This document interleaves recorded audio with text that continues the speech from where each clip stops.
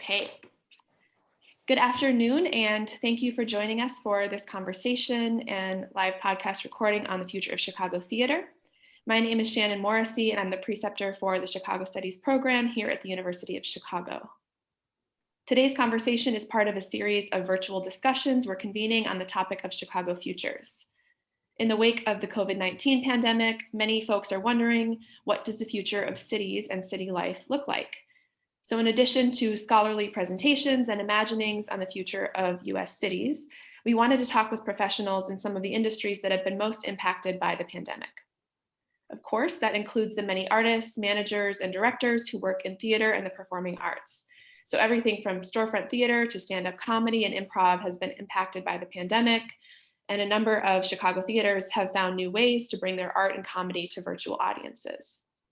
Some of the questions that have sort of motivated this conversation for us are, how can we continue to support our amazing theater and performing arts venues that we're lucky to have in Chicago? And what do folks in the industry predict and project for the future of Chicago theater? So I'm excited to be joined today by a panel of 4 folks who have on-the-ground experience addressing some of these questions and have various backgrounds in theater and performing arts. So I'll give each panelist a chance to introduce themselves and share a bit about their background in the industry, and then we will dive into questions. Be sure to stick around for the end, because for our attendees, we're going to do a live drawing for some vouchers to some of the theaters and the folks who are on the call, some of the shows that they have going on. So with that, I will get us started with intros. Ms. Miranda Gonzalez, do you mind kicking us off? Not at all. Hello, I am Miranda Gonzalez, she, her, hers. I am the producing artistic director over at Urban Theater Company. I was also a founding ensemble member of Teatro Luna, that was Chicago's only all Latina theater company that did ethnographic and original work and devised work as well. I've been in the industry for over 25 years. I laugh every time because I'm like, wow, it's a lot of commitment. Yeah, I think that's pretty much it. I also do diversity, equity, and inclusion training on top of anti-racism training, and do that for the theater community and consultancy work for theaters across the nation, predominantly white institutions, that is. And I think that's it. There's probably more, but I always forget. And I don't know if this is a popcorn, Shannon. Do you want me to pop it to someone else? I could totally do that. Sure, that would be great. Great. I'll go over to Jorge or George. Hi, my name is Jorge Silva. Thank you so much, Miranda. I'm the managing director for the Neo-Futurist Theater Company. I'm originally from Chicago before moving out to the East Coast to study. And when I exited my undergraduate career, I was focused on collective creation methodology in the context of the Global South. After a few years in DC, where I was working at the Smithsonian Institution Discovery Theater, I moved back to Chicago in 2016, and I was a recipient of an Artist of Color scholarship for the Neo-Futurists, and that's how I was introduced to the company and ingratiated, and they just couldn't get rid of me after that. I served as a volunteer, as a designer, a consultant, a writer, performer, and now I'm the managing director. I've also worked with the Goodman Theater as part of their producing team, and that's all for now, I think. I'm gonna throw it over to Shade. Thank you. Hey everyone, I'm Shade Murray. I've been part of Chicago theater since 1993, so 25 plus years. In that time, I've kind of worked in 3 areas primarily. One being arts administration at companies like a company called Roadworks that's no longer around, rest in peace, as well as Writers Theater and A Red Orchid, where I'm an ensemble member. I've done everything from producing and production management to working in education and different positions on artistic staff. I also work as a freelance director over at, obviously at my home company at A Red Orchid predominantly, but then also over at Steppenwolf and Second City Writers House Theater and a couple of other places. And then primarily, I spend a lot of time now in education, most recently and enthusiastically as part of the TAPS program here at UChicago. And so I will throw it over to Evan. Thank you. 1993, that's more like almost 30 years instead of 25 years, right? Yeah, it's 25 plus. Yes, I'm not ready to claim 30 yet. Well, I've been 16 years in the Chicago theater community since 2005. I was one of the founding artistic directors of the New Colony in Chicago, which is dedicated to new work and new work written by our ensemble and written from within our ensemble. And I am a playwright and actor and have also been teaching at the TAPS program since 2013. Thank you all for a bit of background on your current work and sort of how long you've been part of theater here in Chicago. One little note, because Evan mentioned the TAPS program. So two of our panelists are going to be upcoming instructors for a Chicago Studies quarter titled Adaptation, Evolution, and Mutation in Chicago Theater. So I hope we'll get to that a little later in the conversation. As we go along, please feel free to drop questions in the chat box. I have a few to kick us off, but then because these panelists probably haven't had a chance to share a Zoom room together, we also want to invite questions from you all for each other. So we will be very free form with sort of the order of where we go. I just want to get us started with a few. So as much as everything about our lives has been about the pandemic in the last year or so, I want to take us back before then. So about a year ago, February 2020, before most of us in the US had heard about the coronavirus and life was pretty much business as usual, there were already some sort of challenges and issues facing the theater industry in Chicago. So I'm curious to kind of go pre-pandemic for a little bit. And maybe we can do around the horn with all of our panelists. What projects were you working on then? Before sort of everything had to be put on pause? What were the upcoming shows or productions that your theater company was working on? And we can go in any order, so for whoever wants to start.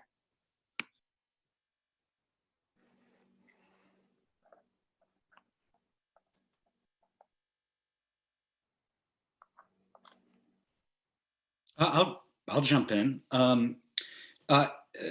Pre-pandemic, I was working as associate artistic director over at A-Red Orchid, and we had a show, Do You Feel Anger, that was running at that time, that was directed by a TAPS lecturer, Jess McLeod, who's also an ensemble member over at A-Red Orchid.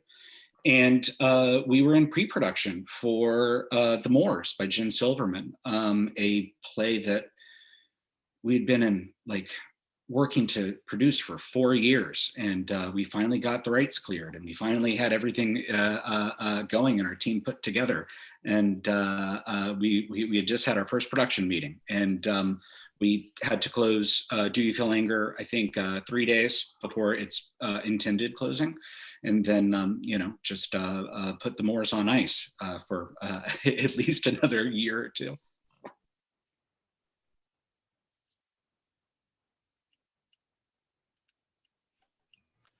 I mean, from my point of view, I don't really have a good answer because I'm an administrator. But what I'll say is that I joined the company, the New Futures, in 2019, and I wasn't a year into my tenure before we had to close because of containment measures. And so at that point, we were just settling back in. We were just resetting. I'm sure everybody else on this panel is aware, a leadership transition can be a lot of work, really tough. And so we were just settling back in terms of rebuilding the staff, getting our calendars together, and finishing up season planning for the following season when we were forced to shutter. And so a lot of the plans and hopes and desires and dreams, and especially what we were looking forward to welcoming back friends old and new, kind of just had to be, put on hold. Yeah, I know specifically for my company, we had just gone through a leadership transition. about a year before this had happened. So I was the co-artistic director for 9 years. And then Stephanie and Finn came in as our new co-artistic directors. So they had just squeaked out kind of 2/3 of their first season when this happened. We were about 2 weeks away from opening a show called Under the Tree that Spencer Davis was directing for us by Christy Parker Barnhart.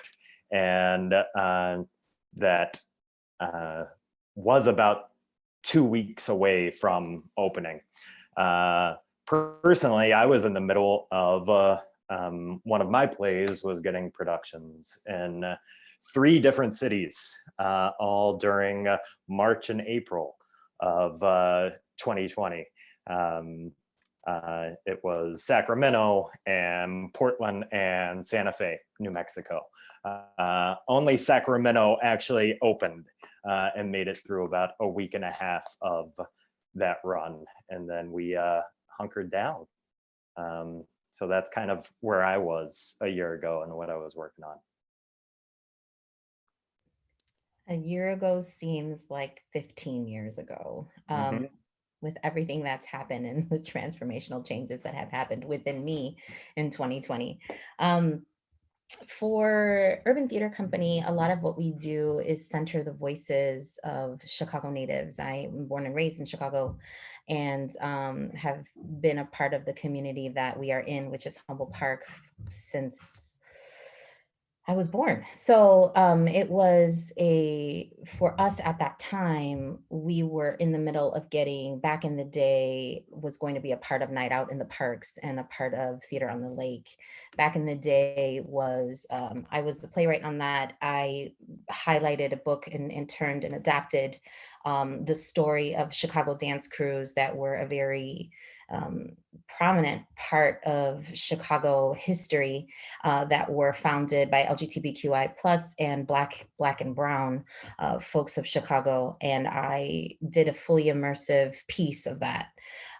So you went to Urban Theater Company and you were literally at a nightclub. It was called Janelle's. It's where a lot of like the generation between myself and my parents would go clubbing at the age of like 13, 14, 15.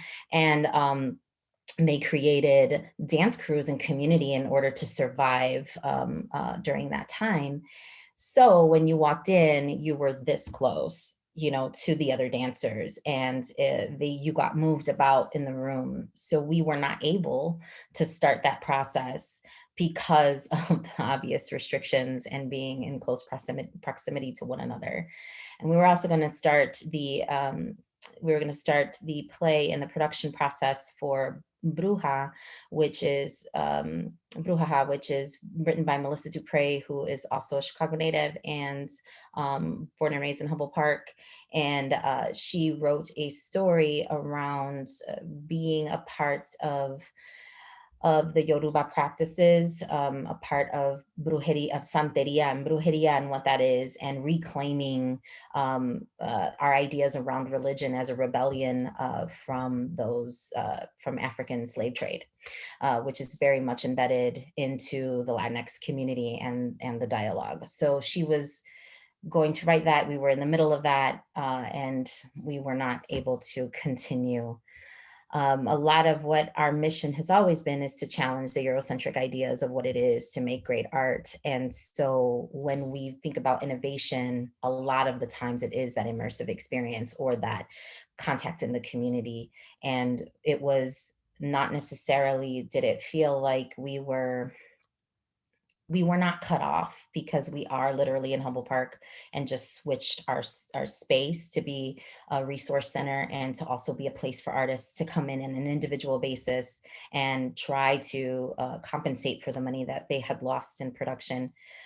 But it felt like it was a moment where we didn't realize how many things we were doing at the same time. And it was a really moment of resetting for us, in the sense of like, oh, wow, we were going 100 miles per hour. We really should just sit and think about that. So yeah, that's where we were pre-pandemic.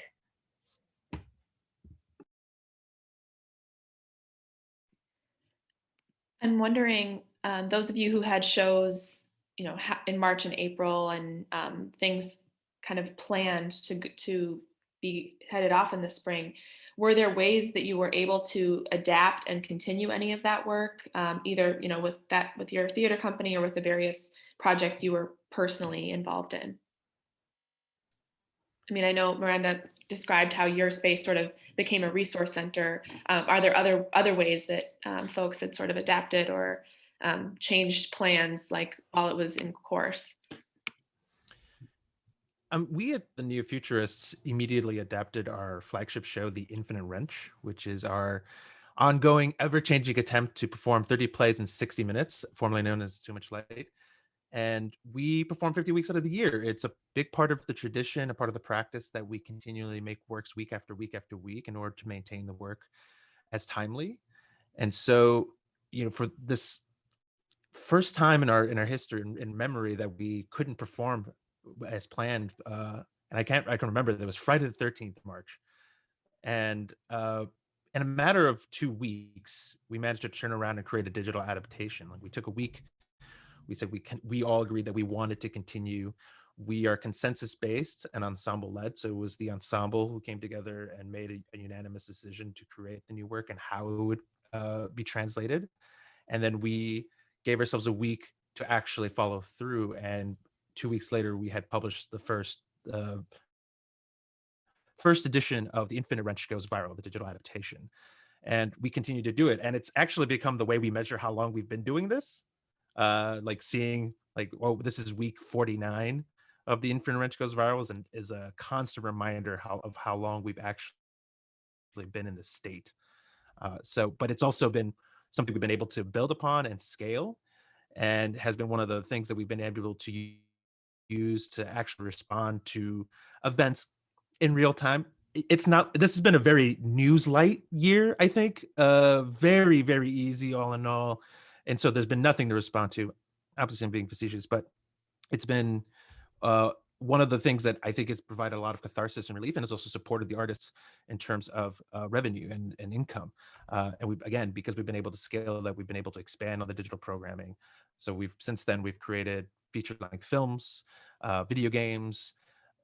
We've produced albums every month since the beginning of our 2021 season.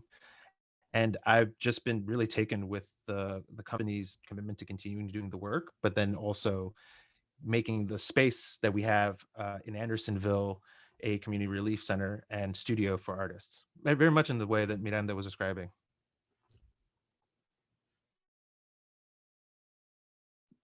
I think that while I'm so inspired of and not surprised to think of the neo-futurists, who their signature being this to create really dynamic stuff in response to the moment on the spot, right? That's just it's really cool to hear that story, because I think that we just put a big pause on things, and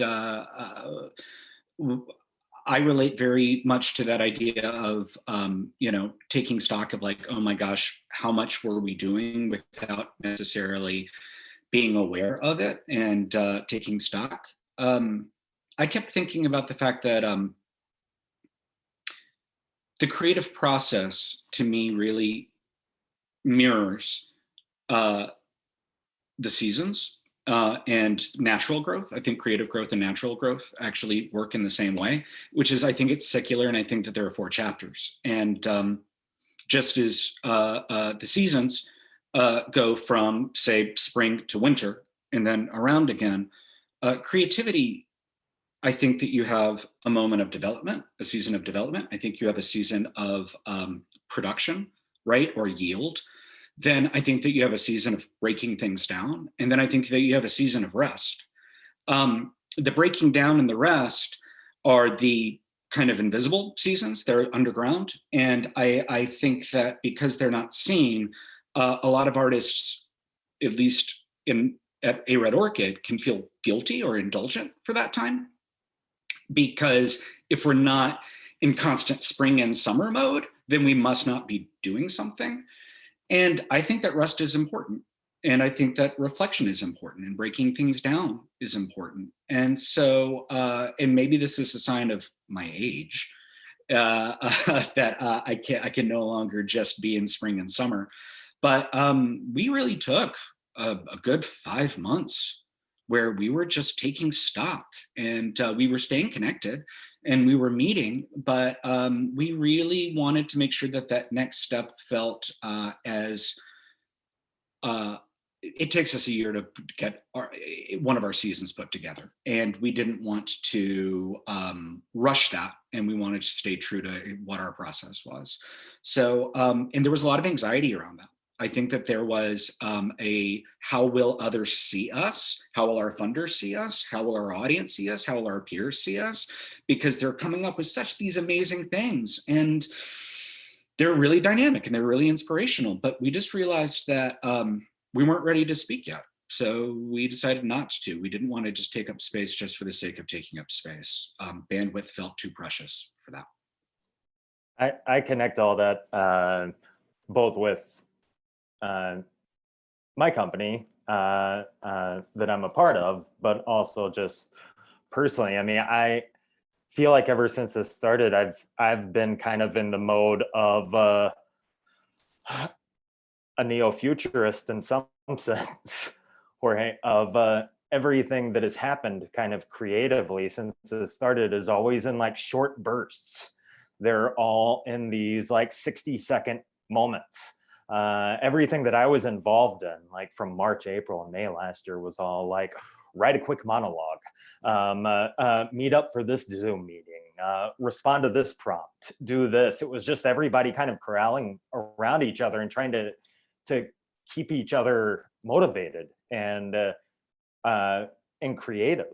I know for the New Colony, the reset was something, you know, we've been asking for 7 years and have never given ourselves, because, you know, we have to announce the next season. We have to have at least 4 shows in development so we can have 3 shows go up next year and everything. And I know that that's been a huge part of our past year, has just been, we can be workshopping 8 or 9 different things right now and not worry about having to go into production mode. We can just literally create with each other and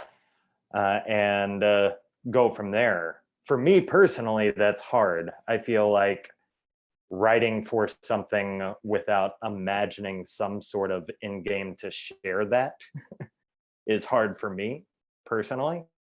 I had 2 plays that were all kind of notebooked out, as I call it, as like, you know, they had over half of a notebook full. They were ready to start coming onto the page and going, and I was not ready to do that in April or May of last year. I could not even think about writing those plays. One of them got turned into a podcast type thing, but I had a big moment where I didn't know what writing for the theater meant or how to even do it without imagining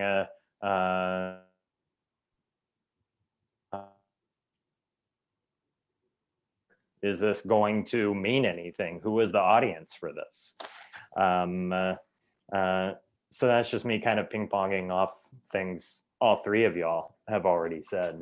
Evan, yeah. You're making me think about the word grief. I mean, you know, we were all in a period of grief. Where we thought we were going to be and where we were just weren't matching up. And I think that this conversations make me think that we all grieve so differently. And that moment that you feel that this thing is no longer there, and who are you? And you know, some people date again, and other people, go into widowhood, sometimes forever. And it really did feel, grief was a word that I'm now remembering was really getting thrown around. And Kirsten Fitzgerald, our artistic director, kept saying, it's okay to grieve. Like, just bake yourself something, learn how to knit. Like, it's okay. You can be the artist, the theater artist who's not making theater for a while, and it won't invalidate you. So, but I'm just thinking about the fact that some people grieve by moving forward and some people grieve by sitting still. Which is very tough for Chicago theater artists to do. I think, yeah, just especially our city. I wanted to just quickly chime in because I saw that Max had a question. Thanks, Max, for that question. I have gotten asked this question a lot. I am in the process of writing an essay for HowlRound about this. And I've also wrote and partnered with Be Love Productions, which is Brian Lovner's production company, to talk about where we will be post-COVID and what that will look like. And also bring in the perspective from BIPOC founded organizations versus the rest of the industry. And Carrie, I got off of a call, Carrie Reed also did a piece on this with me to catch up. And it's always such a tough, nuanced question. You know, where everyone is in this current moment is very different, you know, and for me and for our organization, we think a lot about engagement, right? That's what theater is. It's how do you continue to engage your community? Our community is very specific, you know, so what is it that our community needs? What is it that they are wanting to see, and how are they shifting? And we take our lead from that. So I think what will happen in a lot of ways is that we'll start coming up with new creative ideas. We have entered into a partnership with Definition Theater. Definition Theater is out of Greenlight on the South Side as well, you know, and UFC and whatnot. And we're in the process of developing a new engagement experience. And we are talking about what that looks like. And we're talking about centering specific stories that haven't been heard before. And the other part of that too is I think that we're going to see a lot of theaters that were not anchored in community either merge with other theaters for resources. Brian Lovner talks about cultural triage. He talks about all of that. There's also just, it is not going to feel the same. Though people may get into a lot of the usual, I think that we're going to start wanting to connect with pieces in a different way. I feel like a lot of times we see theater that is art for art's sake, or that is centered in one voice, or that is centered in the dominant narrative. And folks are like, I'm done with that. We just went through a horrible year and I can't connect with that. I need to connect, you know? So I think that that is at least what I'm noticing or hearing. We'll see. You know, folks are creatures of habit and might go right back into what it is. And I think a lot of what we'll need to do is remind ourselves that it's okay to pause. It's okay to take the time. It's okay to do that. And Shade, you know, I know Kristen very well and I love her so much. She's amazing. So I'm happy that she said that to you all. And so it's super, super important for us to also heal ourselves as artists, because that is our first instinct, to go in and say, oh, I have to write a piece about this experience. Oh, I have to get this out. Oh my gosh, you know, so I don't want people to get lost in the weed or forget, you know, and it's like, no, it's all right. They'll still be here. The people will still be here. Miranda, you're making me think about when you have a responsibility to a community, like when you have responsibility to a family, right? In a moment of trauma, there are those who fall apart, and then there's who put their falling apart to later because someone has to be cooking and like someone needs to keep the household going. And I think that for out of a sense of obligation, quite often we can put our own tending to ourselves, you know, and falling apart aside because we see that the community needs something, you know, and it's like, I want to be there for. And I think that we all have that family member that we're like, oh my gosh, aren't you falling apart too? And so, and granted, maybe that's the whole thing, is in order to survive, we all can't fall apart at the same time, but we all have to take our turn. So I think that everyone will pause in their own way. Yeah. Some of them, it might be when the triage is over. Yeah, Miranda, absolutely. And Theo, I see that you have something in here too. No, I don't think it's going to be more specific. I think it's going to be more connected. And there's the difference. Because I forgot who used the phrase, in specificity is more universality. And so sometimes when you have someone who is speaking of universal ideas, that's not going to jive anymore. And also, I wish it was a really Chicago thing. I'm a part of the Latinx Theater Commons. That's a national stage, a part of Teatro Unidos, which is all BIPOC founded organizations that come together and share resources. We're all talking about this. I'm directing with the Court Theater and Theater for One. They're talking about this. Like everyone is talking about this of like, what does that mean? You know, sorry, Evan, I know you're going to say something.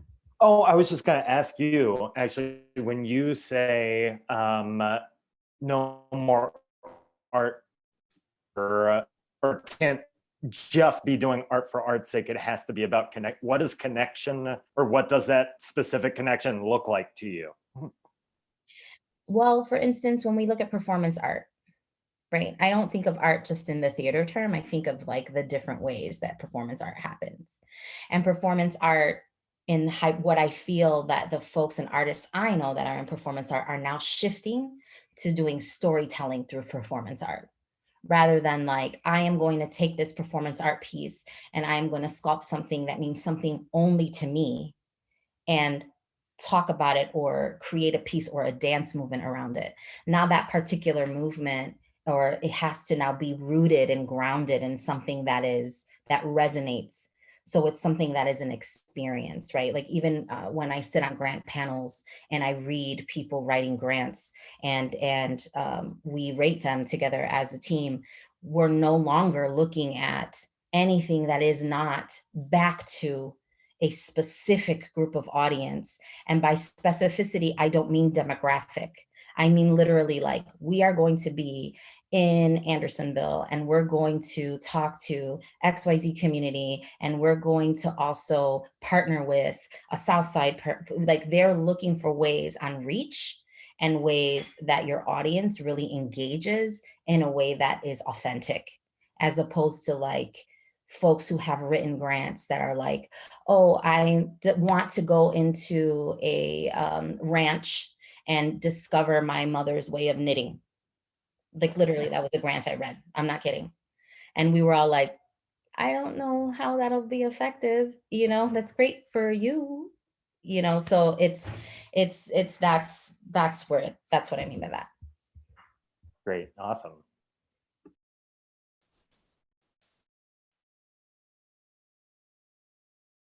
I want to piggyback on something that Shade said. I like the metaphor of the seasons as a reminder. None of us can be productive 100% of the time, and that crises like the pandemic affect people disproportionately.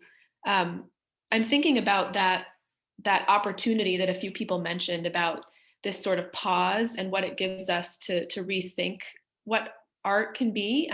One of the goals of Chicago Studies is to help students in the college make Chicago part of their focus. I mean, it's kind of funny to say it, but people can spend 4 years here and not really learn much about the city that they're in. So I'm curious how you incorporate histories and stories of Chicago into your work. What are you reading and watching now, or what might you recommend for our audience to kind of learn about this city through theater and through art?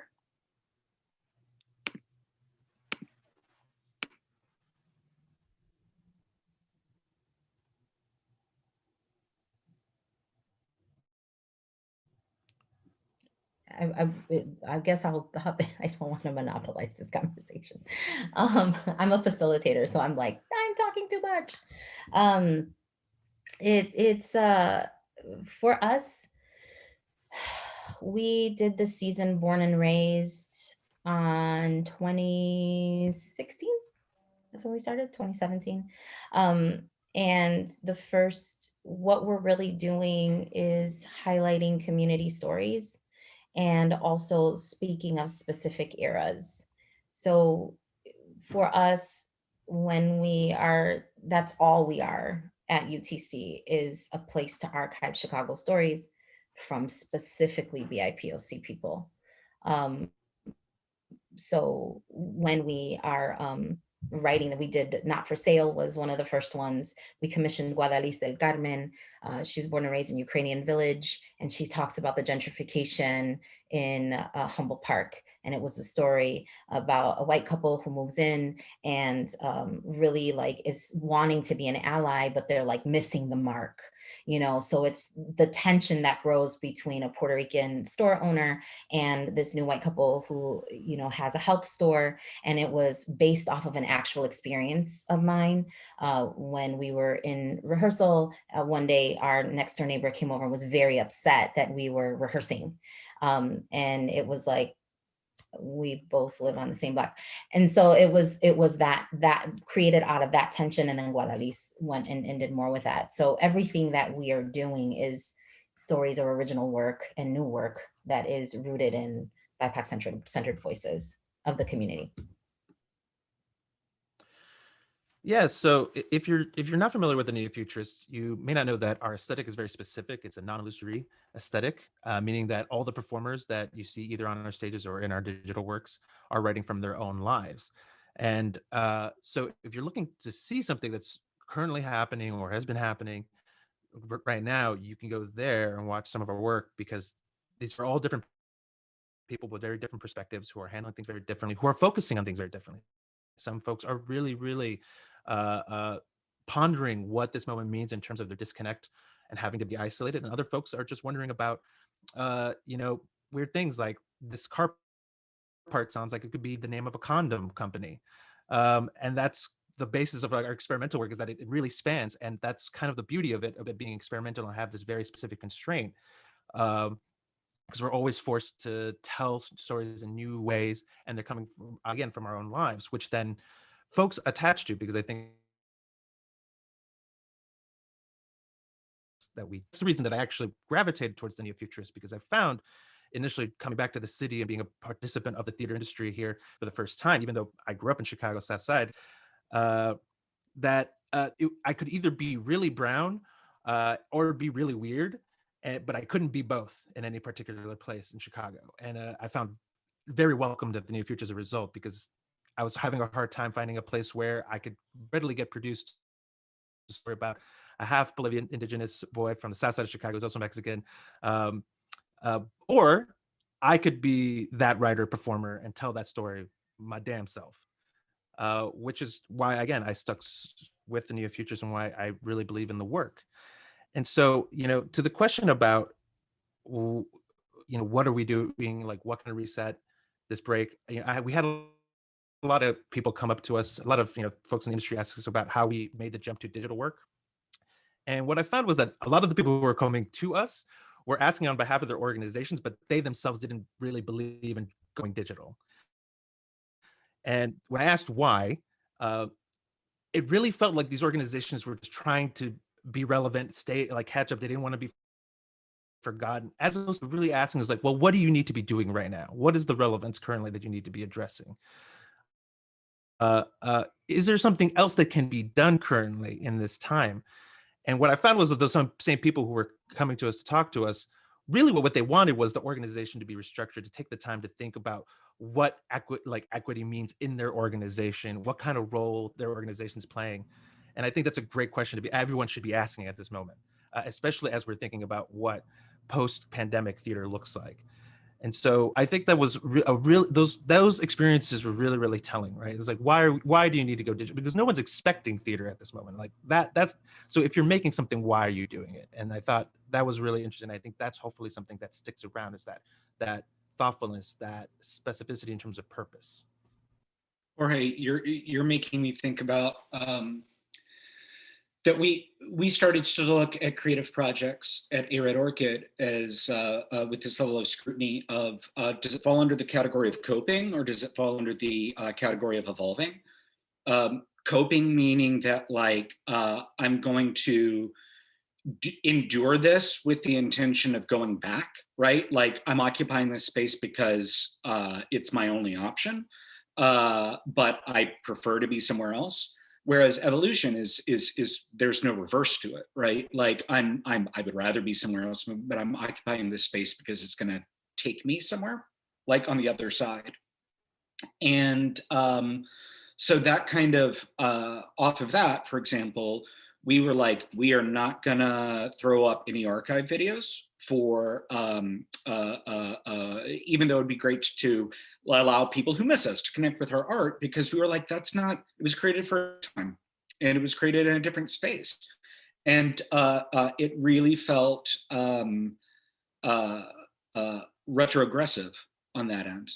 And so when it comes to kind of evolving projects that evolve, the show that we have right now is about finding community on a Zoom platform. It's almost an autobiographical essay by a illusionist out of Philadelphia who John Ty, right? hates Zoom.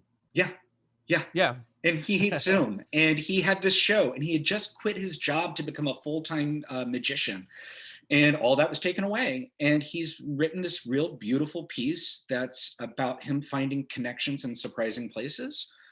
And he, in the spirit of the show, reached out in the very random kind of shot in the dark way to Kirsten. And they ended up realizing that they had a lot of bonds. And he tries to put 25 screens in shared space for participants' screens, and try to tease out the ways that we're connected that maybe we take for granted or that we didn't assume. And he uses magic and illusion to help tease that theme out. And one of the most beautiful things that he did that I started adapting in my class is that when we all got on, the first thing he does is he says, okay, for the next hour, you're all gonna take your mics live and there's no mute. And he had everyone unmute and he said, we're just gonna sit here for 20 seconds and listen to what us sharing space sounds like. And I mean, I was so Zoom resistant to this whole thing and went in cynical, and I found myself tearing up. And he was just like, yeah, we know how to share space. We know how to do that. So for an hour, be off mute and let's just, you'll cough and, you know, the dog will bark and all. It's like the things that happen when we're in a theater, like that stuff happens. And all of a sudden I was filled with gratitude because I was like, oh my gosh, this is shared space. We are not as, the fracturing is my own perception, right? I am resisting this. And by hearing someone else tell their story about resistance, someone who's not an ensemble member, someone who lives out of town, man, he reconnected our ensemble and he reconnected our audience and he really got us thinking about community in a different way. So I'm filled with gratitude that that's what we have offered for the rest of the month over at Red Orchid. I love the question for any artist of this right now. Are you coping or are you evolving? I love that. I'm gonna write it down. I actually already did. But I love that because I know I shared this story with Shade a week or so ago, but I was talking about the my first play that was produced in Chicago was all about evolving just to get it up, just to do it. I mean, we had no resources. We lost our 5 weeks before. Vamos. Escondido King Kong. Puedes jugar con Carlo Ping Pong con que eres de Japón. Okay, how's everyone doing there? I just had an ad pop up on my Zoom. Did anyone else have that? Yeah, I put a few folks in the waiting room. Oh, okay. But yeah, it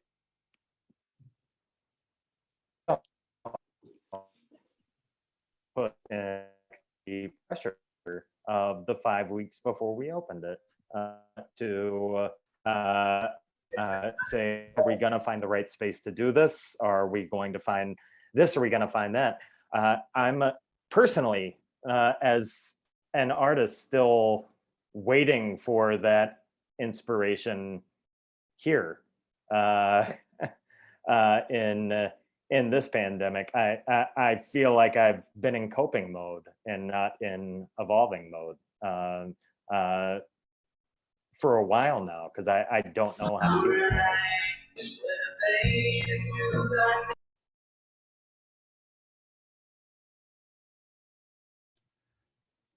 That was great. That was fantastic. I don't think I've ever actually got to experience a Zoom bomb firsthand. It was amazing. Uh, I just wanted to return back to Max's earlier question about what digital program would look like post-pandemic, because I think, Retta, you're absolutely right. I think it'll really depend on what the needs of the communities are, what the priorities are for an individual organization. Oh, there it is again. I love it. Uh, and I hope it sticks around. I really do. But again, I think it'll depend on organization. What we found with our digital programming is that we are probably the most accessible we've ever been. Again, the creation now at this point is so low cost, so we can make sure. Love it. I'm just gonna keep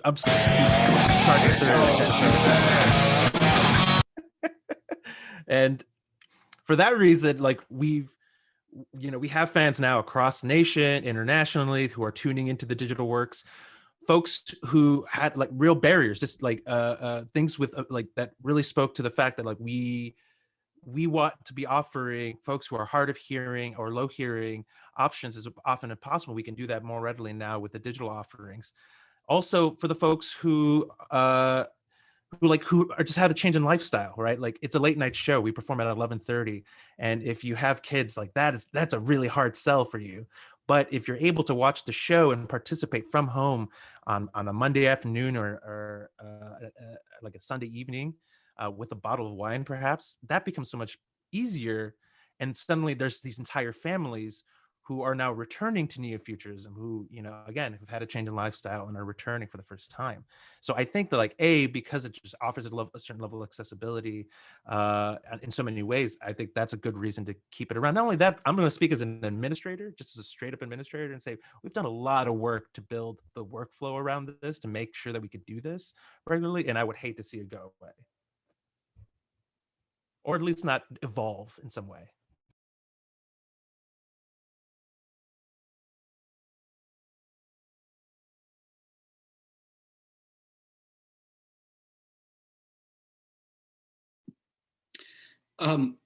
You're making me think a lot about accessibility, and that's been a huge gift for this period, and thinking about the fact that the art, we are hearing stories about people who are able to connect with the art for reasons that we just hadn't even fully thought of, right? And just that idea that this is opening up our space, accessibility for the artists that we collaborate with and the audiences that can see us and when they can see us. I get very interested in that with the university as well, where is it that sometimes how is it that we just don't revert back to you're only participating in the class if you can be in the shared space? But what does it mean that we now have this technology that might be able to address people who sometimes getting across campus or getting out of their house is a hard thing to do?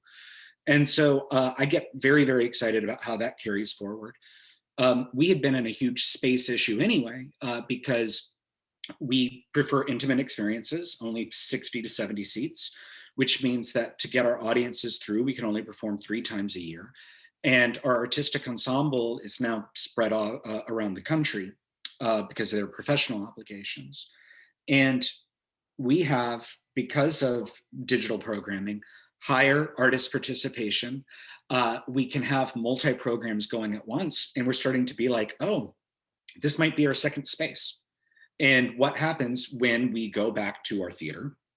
If we have a subscription season, which is 3 in-person experiences, 1 audio play, 1 subscription to a podcast, and a live video event, Zoom event. And all of a sudden, we're starting to realize that our sense of space, which we were really getting tired of and feeling hemmed in by, has been reawoken. And hopefully also then we realize that, I don't know, not everyone feels like they want to, that they either they can or they're able or they're safe to like go to Wells Street, which can be a really aggressive neighborhood, which it was not that way when we first started over there. And so we just love that idea that hopefully we'll carry forward in this, that Zoom can be a yes and to what our programming is. And hopefully all of it becomes about, oh, we get to go back to what it is that we know and have all of this other knowledge. How can we spend that and keep both of them alive?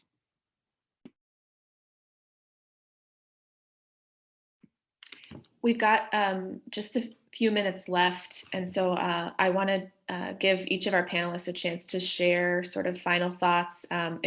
If a prompt is helpful, I think this idea of evolution is a great one. And so how do you hope that Chicago theater will evolve, or what do you sort of, look forward to creating in the future?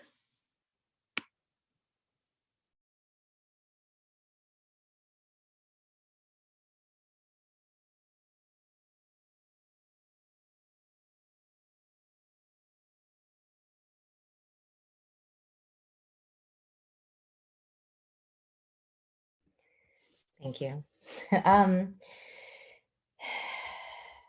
This is such a word for me that has so many different meanings, because I feel like as an artist, you have no other choice but to evolve. And when I direct and think, and I direct a room and I direct a room of artists, I think to myself, and I always say it, if I haven't taught you anything by the end of this process, I have failed as a director. So, and it's not necessarily my technique. It's just, that is the ever, the very, very core of being an artist, because malleability and also agility and flexibility is all about evolution. So, when I think about the future of Chicago theater in general, I wish it not to be as siloed as it is.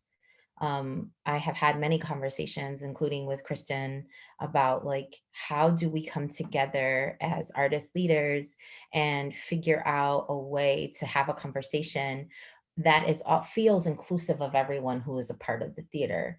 When we think about theater, we only think about North Side theaters. We don't think about South Side theaters, and there are plenty. And folks, with building that bridge and that gap, I think is imperative to also continuing to contribute to the art space in Chicago, And so if I had a hope or a dream, it would be that. Like, I would really, really like to see what that looks like. And in this pandemic, I've also had access as an artist to other folks across the nation and directing for them across the nation. And that felt beautiful. And I'm like, why aren't we doing that in Chicago? Like, no one has really called me in Chicago other than court. And, so it's definitely that. And I really can't wait to see what the next phase of Chicago theater looks like in the next 10 years. I cannot wait. I cannot wait for the newest thing. To build on that, I hope that we realize that everyone's complacency of what a stage stays open, that we stay open and curious, that we're redefining stage for ourselves.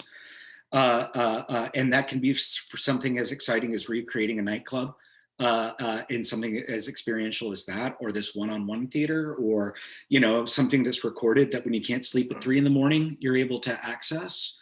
I just love that idea that we never just return to one definition of stage, and that stays alive.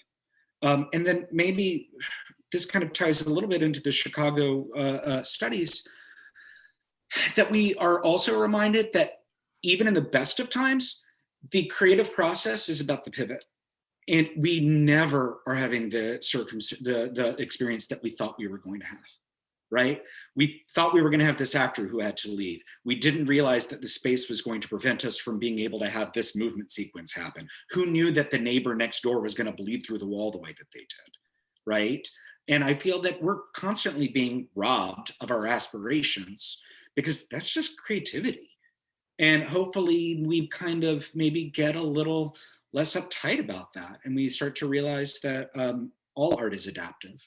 And hopefully we become a little bit more brave in that and a little stuck out of our own rigid concepts of what it is we're supposed to be doing and how we're supposed to be doing it, where we're supposed to be doing it, and for who.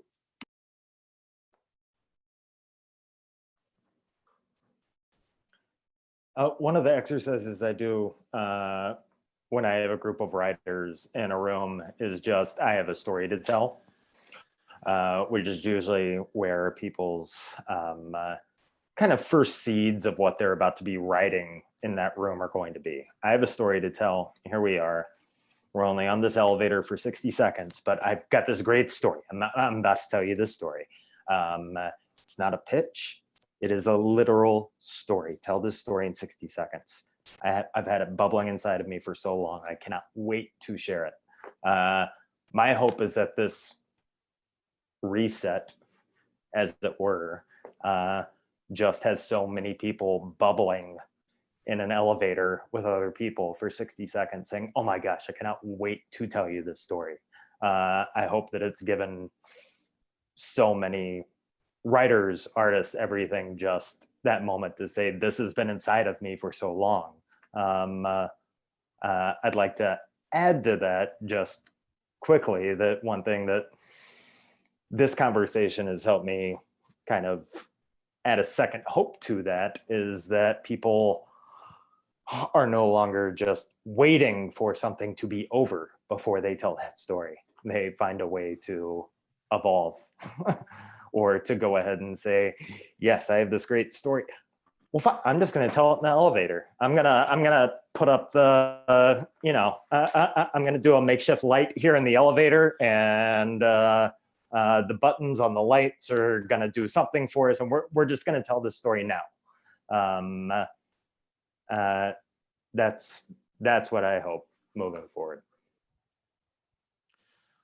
Yeah, I don't think I could add anything to the artistic discussion and focus that I feel like Shade, Evan, and Miranda have already addressed, because I think what was just said was beautiful. I don't need to interrupt that, but I will speak as an administrator.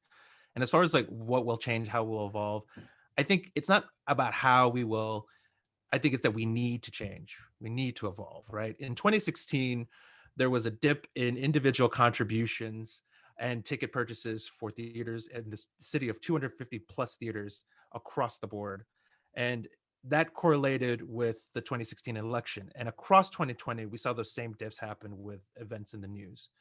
And what that signaled to me was that people were looking at their money in terms of their what kind of values they spoke to them, and were no longer giving to their theater organization or their arts organization, but were investing for the first time in ACLU, Planned Parenthood, which is fantastic.